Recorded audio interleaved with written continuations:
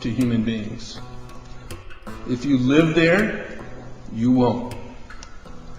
The yellow areas are the areas for major control of all human activity.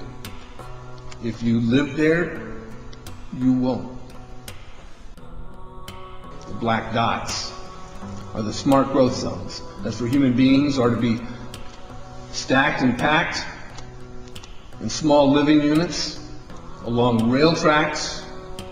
The smart growth program ultimately has jobs assigned and children cared for by the state.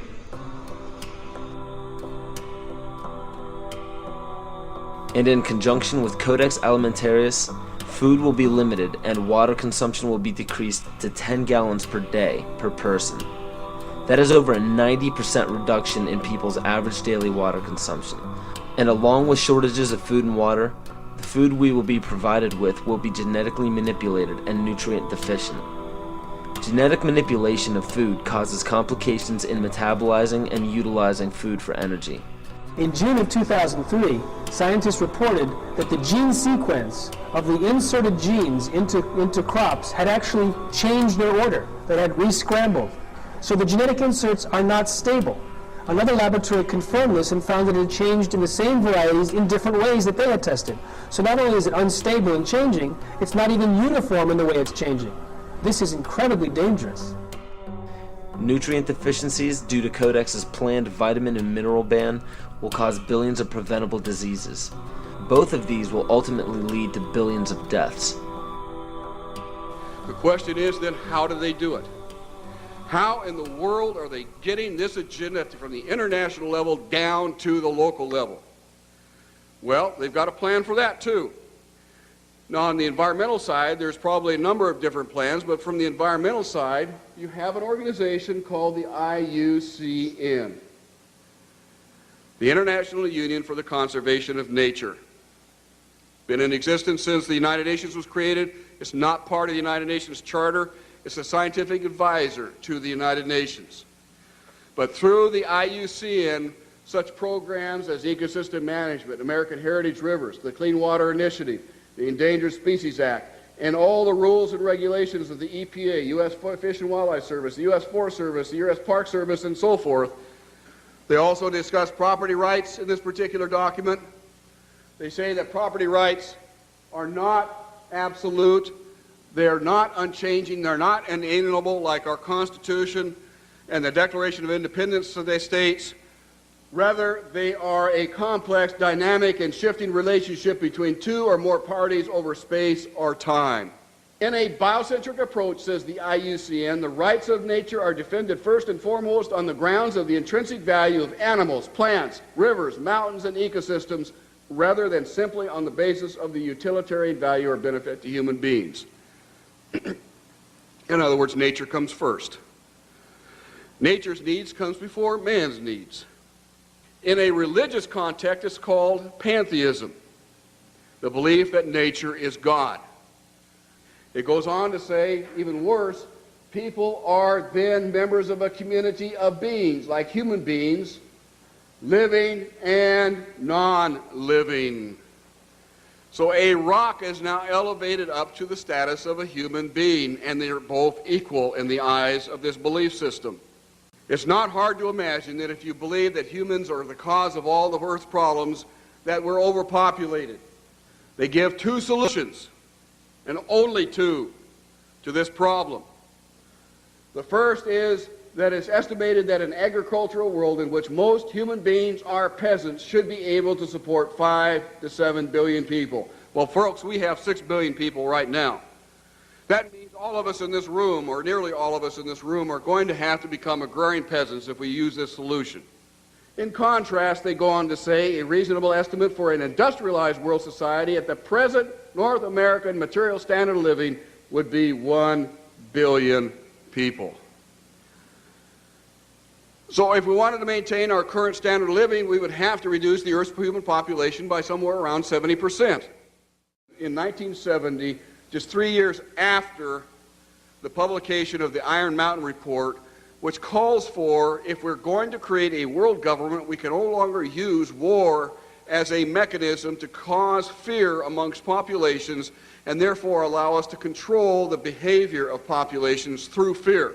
And they settled on, in 1967, in their publication called the Iron Mountain Report, the environmental holocaust. In 1970, 3 years after that publication, Foreign Relations began to publish a series of articles describing the ecological holocaust that was facing the world. And in this particular issue, the first issue done by George Kennan to prevent a world disaster, where it sums up in 3 points that the eco-crisis is a global threat so great that it endangers all of life on Earth.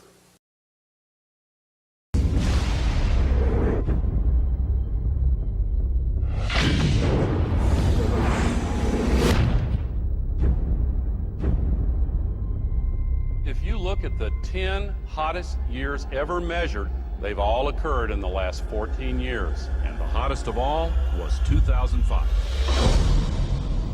We are causing global warming. This is really not a political issue so much as a moral issue. Temperature increases are taking place all over the world, And that's causing stronger storms. is it possible that we should prepare against other threats besides terrorists? The Arctic is experiencing faster melting. If this were to go, sea level worldwide would go up 20 feet. This is what would happen in Florida. Around Shanghai, home to 40 million people. The area around Calcutta, 60 million. Here's Manhattan. The World Trade Center Memorial would be underwater. Think of the impact of a couple 100,000 refugees, and then imagine 100 million. Those who deny global warming are just flat out wrong. Ellen Goodman from the Boston Globe wrote, "Let's just say that global warming deniers are now on par with Holocaust deniers." Scientists silenced for questioning the threat of global warming. I know that I've had several friends who have essentially been told that if you speak out on climate change, you must do so as an independent citizen. If you do so through our organization or through our institution, you will essentially be fired. Once you realize how many holes there are in the consensus solution, you may begin to open up your mind to the other side of the global warming debate as a whole. The only consensus I'm aware of is that it's warm in the last century. They completely ignore the fact that there's this thing called the Oregon Petition that was signed by 19,000 professionals and scientists who don't agree with the idea that we are causing climate change. I can't tell you how many calls I've received from parents saying their kids are now being shown an inconvenient truth completely unchallenged, not just in science class, but in art and math classes.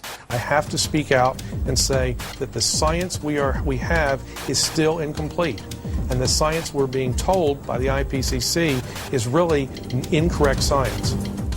Global warming paradoxically causes not only more flooding, but also more drought. Big hurricanes, tornadoes, fearsome diseases, polio, tuberculosis, West Nile virus, avian flu, SARS, polar bears that have actually drowned, mosquitoes, caterpillars, communism, it's slavery, global warming, global warming, global warming. Aurelia Pecci, who actually created the Club of Rome, and it's the inner circle of the global elitists in 1991, stated that while searching for a new enemy to unite us, we came up with the idea that pollution, the threat of global warming, and the like would fit the bill. All of these dangers are caused by human intervention. The real enemy then is humanity itself. To put this to you bluntly, global warming is a complete fallacy. Al Gore received the Grammy and the Nobel Peace Prize for a film that is filled with holes and mistruths. Ice cores taken 2,000 meters below the surface have enabled us to look at the last 160,000 years. We believe that in Greenland, the medieval warm period was about 1.5 degrees warmer on average than today. And they also show consistently warmer temperatures thousands of years ago before man-made greenhouse gases existed.